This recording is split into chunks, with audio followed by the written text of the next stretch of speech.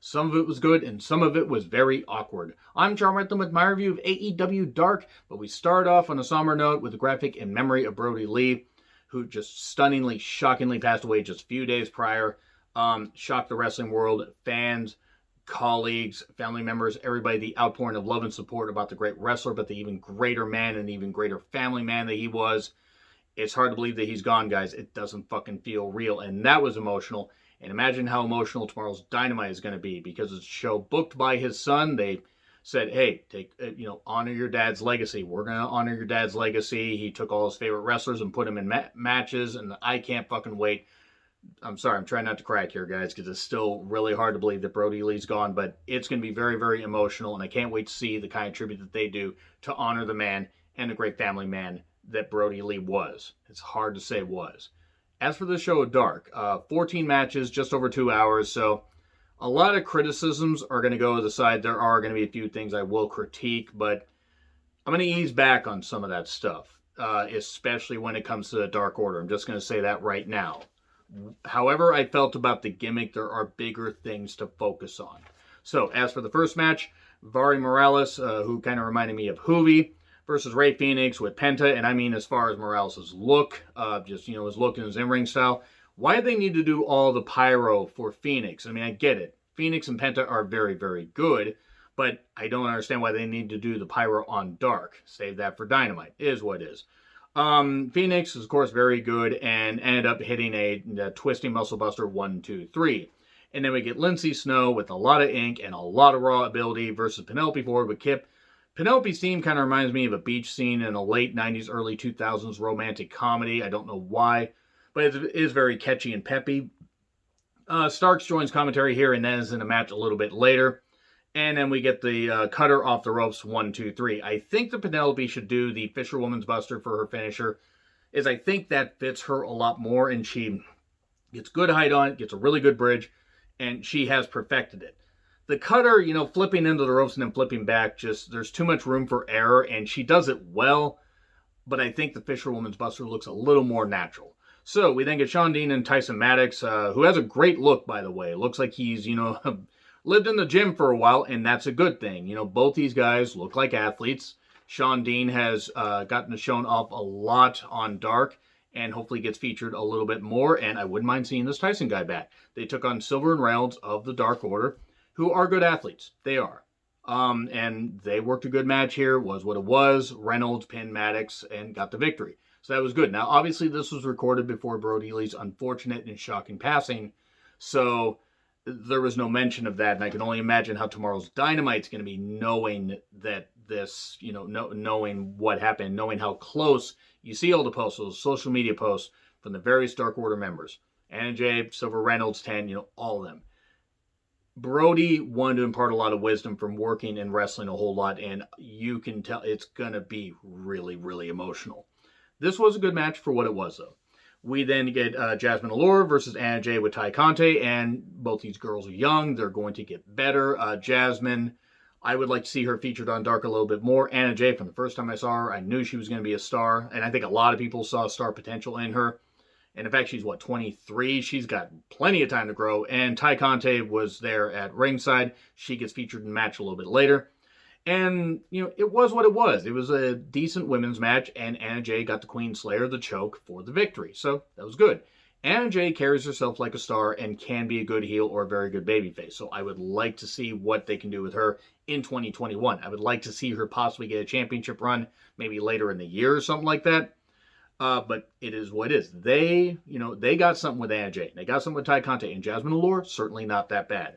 We then get the waiting room. Britt wants Cage to fold up Darby like some origami, while Reba just laughs, and then Matt Sydal is the guest. Matt Sydal talks about winning a lot of matches in AEW, but Britt says, but you haven't won a lot of the big ones, like your debut and stuff like that and everything. Yeah, let's bring up the debut. I'm just glad Matt was okay after that, because that looked brutal. He talks about opening up third eyes, including Cody's. Brandy may have questions. He says the ring will be my realm. That actually isn't a bad catchphrase. The Go Big Show plug, and he wants to open up Cody's third eye again by writing and drawing a third eye on the poster. Okay? I wonder how high Snoop was when he judged that show. So we get Ryzen, Nick Kamamoto, who actually has really, really solid physique and actually had a really good match with Darby, I believe, on an episode of Dark. And they teamed up with James Tapia versus Team Taz, Starks, Cage, and Hobbs. Hobbs already is better than Cage in the ring, and that's actually kind of scary. It's not that Cage is terrible, he's just not very good for somebody that has been wrestling as long as he has. At least that's my opinion. Drill Claw pins Tapia, and Nick didn't really get too much time in. Ryzen, he is what he is. He's certainly not bad. He maybe fits more in tag teams than AEW, but this wasn't bad for what it was. It was a good way to get Team Taz the victory. And Starks is levels above both guys. Starks is really fucking good. We then get Fuego del Sol versus Griff Garrison with Brian Pillman Jr. And Peter Avalon, pretty Peter Avalon, joins commentary to judge Griff Garrison and have him be part of that participation contest, beauty contest thing that he's doing. And I don't have anything against Peter Avalon as a person. I just don't like pretty Peter Avalon, the gimmick, and this didn't add anything. Griff Garrison did get the victory, though Del Sol did get a nice arm bar at one point. But Griff hit the roaring forearm and got the victory. He has really improved on Dark. I'm very impressed with Griff Garrison. And then he decided to refuse Peter's invitation by tossing a signed picture on the ground. Okay, whatever. I don't know why they're going with this feud, but as long as Griff wins, that's what matters. And then we get TNT, Devon's kids, his sons, versus Santana and Ortiz. I did like the referee Aubrey was in a few of these because I love Aubrey. Met her at multiple indie shows, Without a Cause, Defy, and great to see somebody from my state, somebody so passionate, so talented, being able to succeed here. Same goes for Darby. Devon's kids are talented. They're going to need time to grow, obviously, but the raw ability's there. They even hit the 3D, and it was protected by causing a pin breakup on 2. And then Santana and Ortiz win with a knee strike, 1, 2, 3. Santana and Ortiz deserve a big 2021. I would like to see them get a tag team championship run because they are very good. If Kingston ends up, if they end up being aligned with Kingston again, that's going to fucking work. He can bring a lot out of them because this inner circle thing, I don't know how long this is going to work.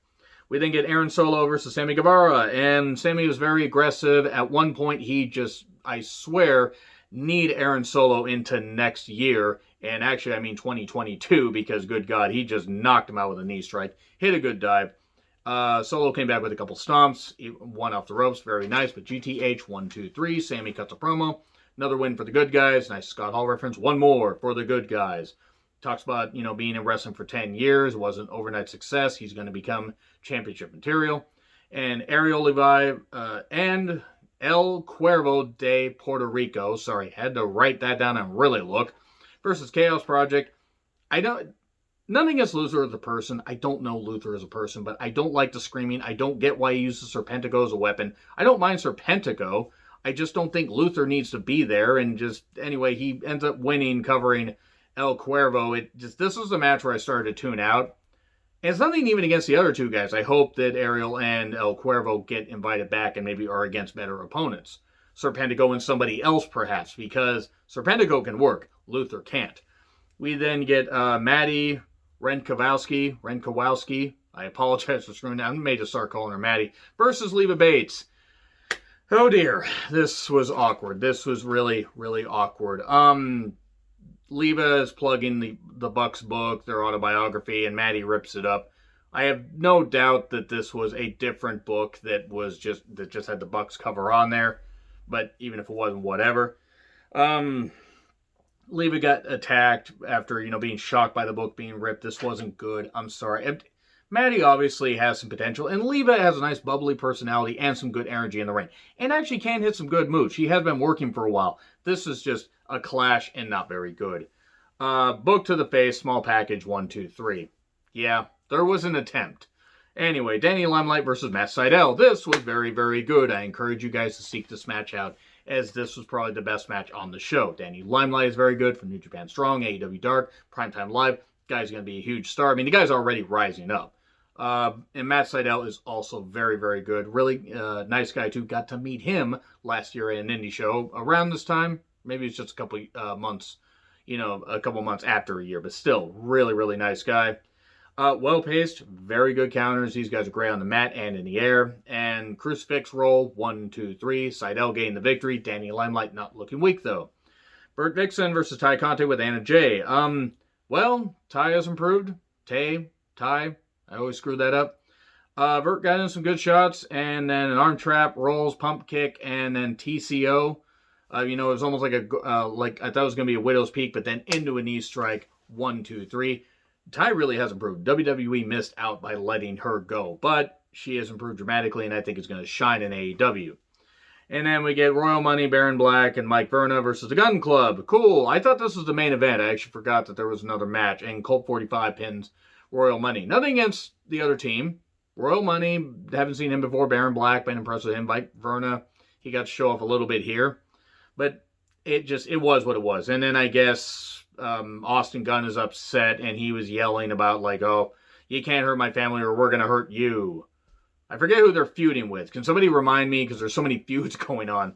Hybrid 2 versus SCU. Boy, so many, oohs going on here. I love SCU. Hybrid 2 are not bad. They're just not great, and this was awkward, which is unfortunate. The stipulation, by the way, if SCU loses, they will no longer team up. And this actually was the right way to book it. It just, there were a lot of miscommunications, and there was, like, as far as, like, botches and stuff like that, it just seemed like kind of awkward with the exchanges. Miscommunication were Kazarian hit Daniels, and oh no, is that going to lead to them losing? Not yet. They squeak out this win, and then they're going to start getting more dominant wins, and then they're finally going to lose, like, say, a match against FTR. They're going to split up. Kazarian's going to go heel or something like that, and Daniels will probably end up retiring sometime next year. Now, I love Daniels. I think even he knows that he probably should retire. Once you keep seeing him wrestle, but at the same time, I don't know. This wasn't bad to see SU win. It just didn't quite work. It was a bit awkward, but it was what it was. Anyway, please let me know what you guys have to say in the comments. Like, share, subscribe, Twitter handle in the description. I'm Charles Ritlin. I'll see you soon.